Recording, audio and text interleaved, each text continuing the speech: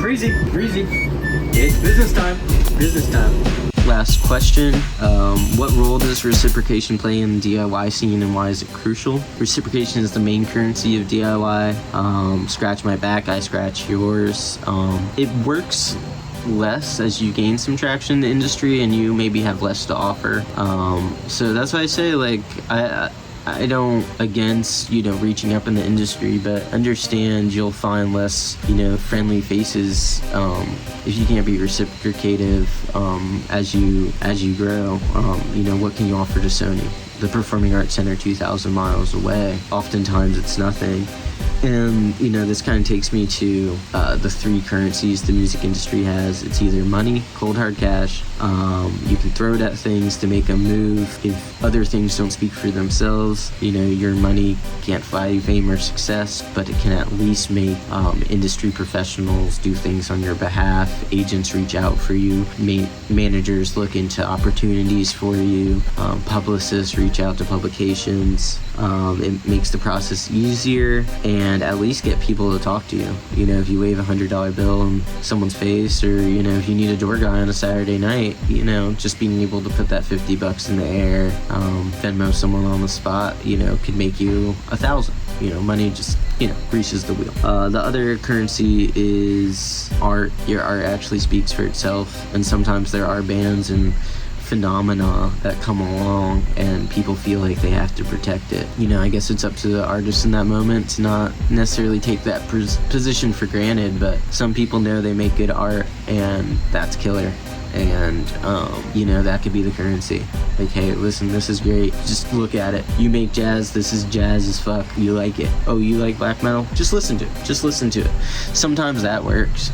Hey, the painting speaks for itself. Look, isn't that a nice painting? That's a horse, right? You like horses? And the last currency is opportunity and cred. Do you bring the marquee value gig? Do you bring, hey, I can get you on a publication. Hey, I can do this for you. Hey, I know someone. I know another person.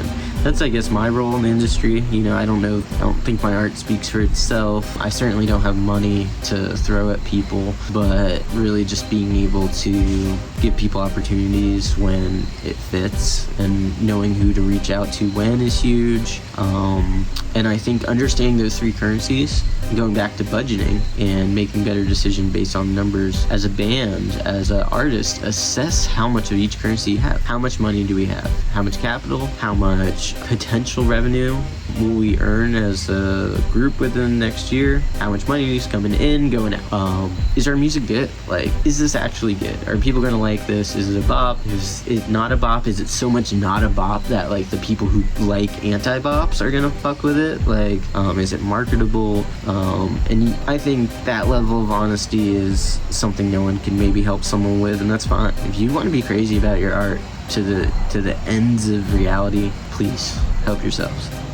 It's when you want to involve others is, I think, what the course addresses is understanding if that art has capital in other circles. And I think the last currency, and understanding your position is, do you have other things to offer? Do you have graphic designers in the band? Does your band book gigs for other people? Does your band host a yearly festival? Do you put other bands on, or do you charge them $600 to play? Are you an asshole? Are you nice? I know Taylor Swift had investment money, but it was almost a joke of Americana Fest 2 years ago. Everyone was just every conversation ended up in Taylor Swift was also really nice and sent venues thank you cards, or maybe her staff did, who knows.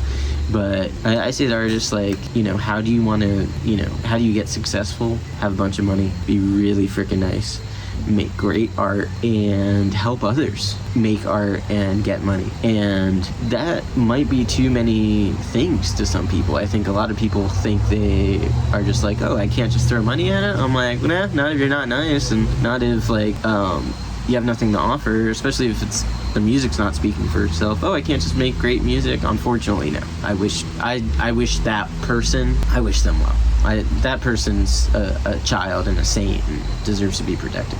And the people who say I can't just, gig economy, I can't just show trade my way into it, I can't just, skill share. Maybe, but now there's not money attached, now there's not real art involved. Then you're just someone who owns a venue. Then you're just someone who has a festival, etc. So understanding that your currencies can be used to buy things, to gain position, but most importantly to communicate. And it goes back to budgeting. As a band and artist, address honestly how much of these assets you have, how you acquire more of them, and be honest about your goals for how much you actually need, because taking from the wrong pockets of the industry, might at the wrong time might disservice you. Barking up the wrong tree, pressing go on the wrong button.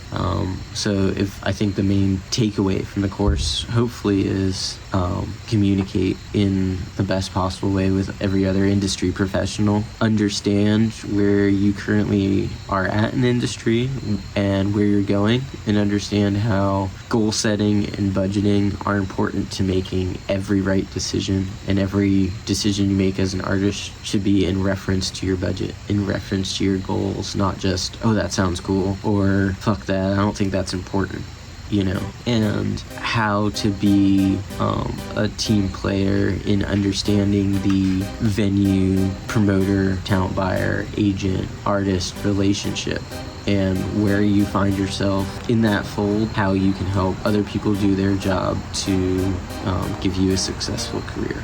Give a shit. Finally, what role does reciprocation play in the music industry DIY scene? The favors is the currency of the DIY scene, if you put it simply. That's how Richard likes to look at it. I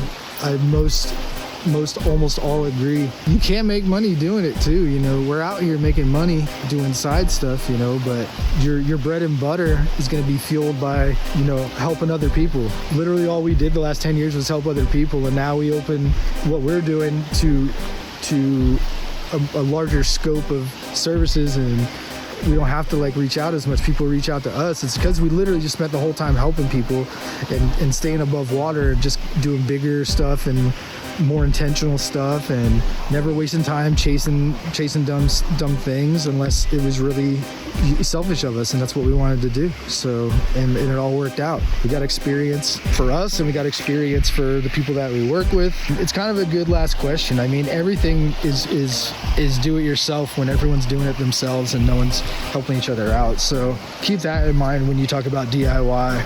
You're supposed to be working together. That's how you get stuff done. Helping other people is literally the currency. Sometimes you get money for it, Sometimes you don't get money when you hold a door open.